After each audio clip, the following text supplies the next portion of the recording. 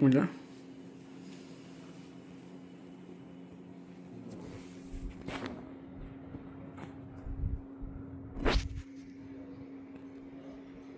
समोर okay. Photo काढून घ्या. फोटो लागेल.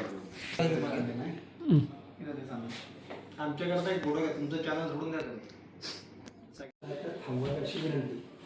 कारण आपला एक आरटीओ एजंट बिचारा चक्करून पडला आणि गेला. डेथ झाली त्याची. 41 वर्ष वयाचा. तो आपल्या हायस्कूलचा होता आणि दुपारी 1 वाजेची घटना आहे सर कालची. तो गाडी पासून जनता कोणाला आणलं होतं. तो आजारी होता पण त्याला उन्हाचा फटका बसला. तो खाली पडला, जागेवर मृत्यू. प्रादेशिक परिवहन कार्यालयाचं टेस्टिंग ट्रॅक जे आहे, वाहन फिटनेस चाचणी व लायसन्स करता पक्के लायसन्स करता होणारी चाचणी ही शहरापासून 4 किलोमीटर लांब अंतरावर आहे. त्या ठिकाणी शेकडो लोक रोज वाहन चाचणी करता येतात किंवा लायसन्सचे पक्के लायसन्स करता येतात. त्या ठिकाणी कुठल्याही प्रकारच्या सुविधा या सगळ्या येणाऱ्या वाहनधारकांना नाहीये. तिथे पाणी पिण्याची व्यवस्था नाहीये, तिथे शेड नाहीये. उन्हाचं टेम्परेचर आपण बघत असू की आता 40, 42, 42, 39 आत्ताच होतं आहे.